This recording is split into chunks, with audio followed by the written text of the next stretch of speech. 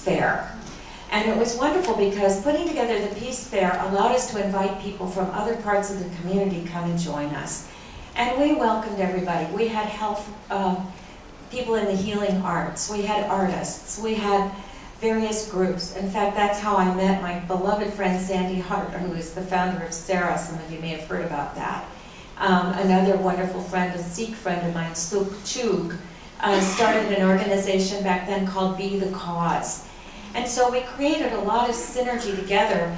And what was interesting about that was how it all kind of shot off and branched off into becoming more. There's something very viral around the idea and the theme of nonviolence.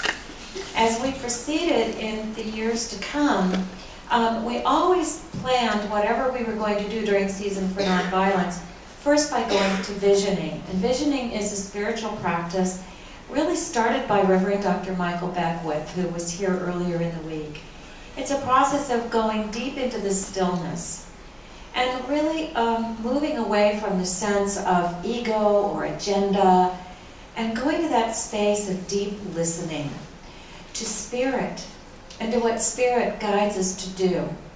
And so in one of our visioning processes, we saw very clearly a peace pole planted in the city of Huntington Beach.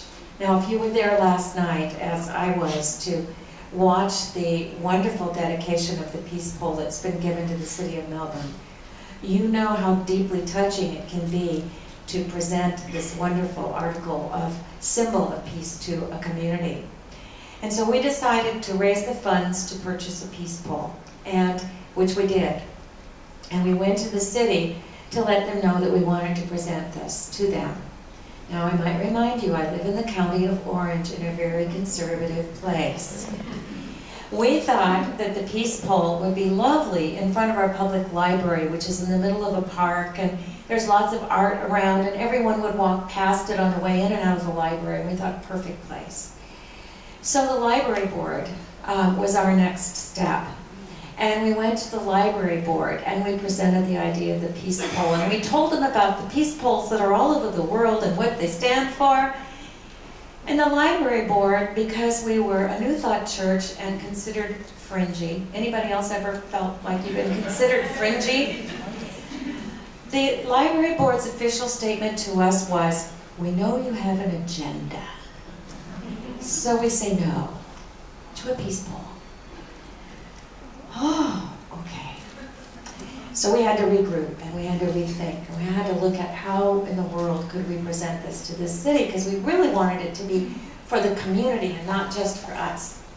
There's a wonderful man in this room that I think very highly of, who taught me a saying that I really love to hold in my heart when I'm in those places. His name is Dr. Gary Simmons. He's a wonderful teacher of conflict resolution and peacemaking. And he says to always ask yourself the question, am I being the way of God, or am I in the way of God? So I had to figure out how to be the way of God and get that peace pole. 3 years later, finally, the city council approved the installation of the peace pole. And I want to tell you that it stands between the police station and City Hall. It's just beautiful. And we're very, very proud of it. And our compromise was, there is no plaque saying where it came from.